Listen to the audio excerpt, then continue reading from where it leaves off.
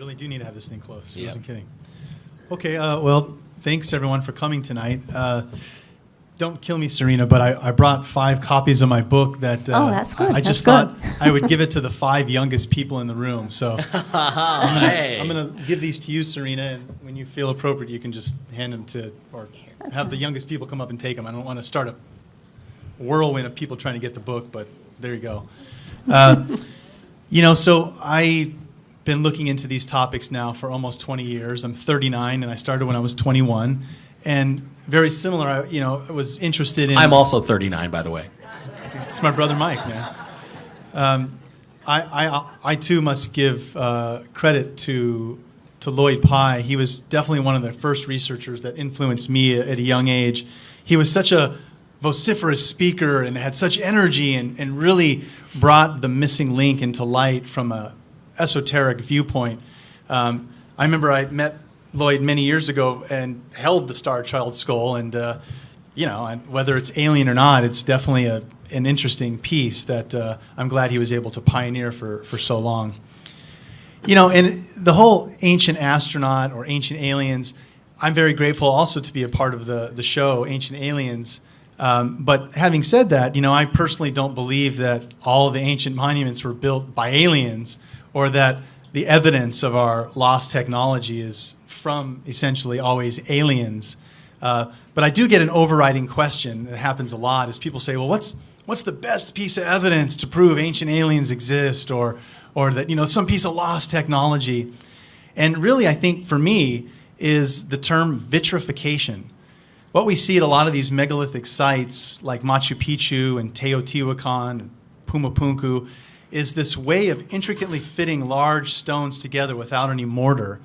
And we really haven't been able to explain how they've done this, but it appears that one explanation could be that ancient man was somehow able to heat the hardest rocks on stone, granite, diorite, into almost like a lava-like state.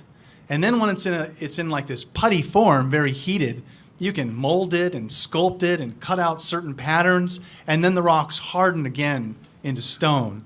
So we do see a lot of evidence at these sites of a glassing effect at the edges of the rocks, whereas if someone was just kind of scraping them and making these perfect cuts. So I definitely think that's an interesting piece, vitrification, to explain how they were able to make all these intricate rocks fit.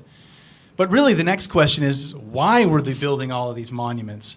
And while I first started off looking at the structures on Mars, I quickly realized, well, wait a minute, we have things all over the Earth, let alone on another planet that we can't explain. So for me personally, I became very fascinated with looking at the most ancient records that we have, which to date currently lay on the shoulders of the Sumerian culture, 3800 BC or so. And this brings up the work of Zecharia Sitchin and various scholars that have been looking into these ancient cultures. And I do have to give my hat off to Zecharia Sitchin. While he has received a lot of skepticism since his death, unfortunately there's only about 300 or 400 people in the world that can actually directly read cuneiform script. Sitchin was one of those people. And he spent 50 years, that's 50 years, doing research into the Semitic languages and how they've spidered out from Sumer. So I do think Sitchin has a wealth of information, but like with any theory or anything put forth, everything evolves. And as an example, most people might be familiar with the term Nibiru or Planet X. This model has always been shown to go around one sun, when all of the latest research that we're looking into at a larger topic called the precession of the equinox shows that we might actually be a binary solar system, having 2 suns. So there's some very interesting things that we're looking into as to why many of these megalithic monuments were built. It appears as though they were left as markers to kind of calculate or mark where they were in this larger celestial time cycle. Plato called it the Great Year. I'm humbly calling it the lost cycle of time. But there were over 30 cultures, ancient cultures, that gave reference to this dual sun understanding. So it's very possible that as we see here on Earth, a lot of people think our history up till now is just a linear progression. It's very possible that we're going through a cyclical motion here on Earth that causes us to go into the dark ages and then over time go into the golden age. But this is a process that repeats, and it appears that this cycle is around 24,000 years. I have a business partner named Walter Cruttenden that also runs a conference called CPAC, and he also has another organization called the Binary Research Institute. There has been some significant funding and new data looking at this binary model, which is actually much more accurate than the current model of the precession of the equinox. Now, all of this stuff sounds kind of, like hokey and, the zodiac and the 12 constellations of the heavens. But in fact, all of the ancient cultures went to great lengths building these megalithic monuments to make very accurate astronomical observations. So I personally think it's very interesting, and in my workshop on Sunday, I'm going to be looking into this lost cycle of time and reviewing why many of the megalithic monuments around the Earth seem to be not only placed at geodetic sites, but also aligned to certain constellations.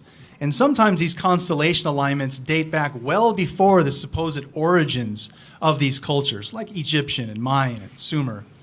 So I think it's really interesting that right now we are in what's called the age of Pisces, and in about 150 years we're going to enter the age of Aquarius. Right now the age of Pisces is the symbol of a fish, and a lot of people see that little symbol on the back of a car where it's a fish and a little cross or the word Jesus in there. Well, that symbol does represent the Christian symbol of giving and the fish of Jesus, but it's also a much older symbol to represent that we're in the age of Pisces.